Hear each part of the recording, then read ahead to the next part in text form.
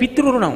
నాకు తండ్రి శరీరాన్ని ఇచ్చారు, నేను ఆయన రుణం తీర్చుకోవాలంటే నేను ధర్మపత్నిని స్వీకరించి నా కామాన్ని ధర్మబద్ధం చేసుకొని ధర్మబద్ధమైన కామము వలన ధర్మపత్ని నుండి నా ప్రతిస్వరూపమైనటువంటి కొడుకునో కూతురునో కనాలి. అలా సంతానాన్ని కంటే సచీల స్నానం చేస్తే, కట్టుకున్న బట్టతో స్నానం చేస్తే, ఏదైనా కొంచెం ఎత్తులోంచి దూకి స్నానం చేస్తే నీళ్లు పైకి ఎగిరితే అది చూసి పితృదేవతలు రుణం నుంచి విముక్తుణ్ణి చేస్తారు. అలా సంతానాన్ని కనకపోతే ఆ రుణానికి మనం బద్ధులమై ఉండిపోతాం. మరి కాబట్టి అసలు ఋషుల యొక్క రుణం తీరాలి అంటే ఋషిప్రోక్తమైనటువంటి వాంగ్మయాన్ని చదవడం నేర్చుకోవాలి. ఋషిప్రోక్తమైన వాంగ్మయం ఏదుందో దానికి గౌరవం ఇచ్చి తీరాలి. మా తండ్రి గారు ఉన్నారనుకోండి, మా తండ్రి గారి మాటకు గౌరవం ఇవ్వకపోతే ఆయనకు వచ్చే లోటే ఉండదు, నేను తప్పు అయిపోతాను. నా తండ్రి గారు మహాత్ముడు, ఆయన పరమభక్తి తత్పరుడు, పెద్దవారు అయిపోయారు.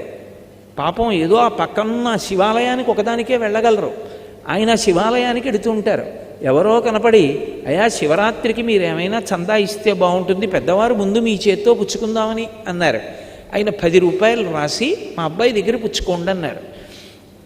ఇప్పుడు మా నాన్నగారి పెన్షన్ అంతా నేనే వాడుకుని మా నాన్నగారు 10 రూపాయలు వ్రాస్తే మీకు తలకాయ లేదా, పెద్ద ఆయన ఇష్టం వచ్చినట్టు రాస్తాడు, ఎవడిస్తాడయా 10 రూపాయలు అని నేను అడిగాను అనుకోండి, మా నాన్నగారిని నిందిస్తారా నన్ను నిందిస్తారా? దుర్మార్గుడైన కొడుకు, ఎంత మహానుభావుడు ఆయన, ఎంత పరమ పవిత్రమైన జీవితం రా. 10 రూపాయలు రాసి కొడుకు దగ్గర చందా బుచ్చుకోమంటే 10 రూపాయల కోసం ముఖం చూసుకుంటున్నాడు అంటారు. అందులో ఎవరో ఒకడేమంటాడు, ఆ రసీదు కొట్టేస్తానన్నారు అనుకోండి, చిచా అంత పెద్ద ఆయన పేరు కొట్టేయకండి రా, మనందరం కొడుకులం కావా, నేను ఇస్తాను 10 రూపాయలు అంటాడు. ఇప్పుడు ఏమైంది? తండ్రి గౌరవం నిలబెట్టడం ఎవరి కర్తవ్యం? కొడుకు కర్తవ్యం. ఋషి గౌరవం నిలబెట్టడం ఎవరి కర్తవ్యం? కొడుకులుగా మన కర్తవ్యం.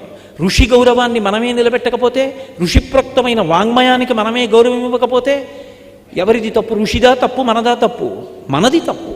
మనం ఇవ్వాలి ఋషిప్రోక్తమైనటువంటి వాంగ్మయానికి ఆ గౌరవం ఇవ్వాలి, దానికోసం తాపత్రయపడాలి, దాన్ని రక్షించాలి, దాన్ని కొనసాగించాలి, దాన్ని తెచ్చుకోవాలి, దాన్ని చదువుకోవాలి, ఆ పుస్తకాలు ఇంట్లో పెట్టుకోవాలి.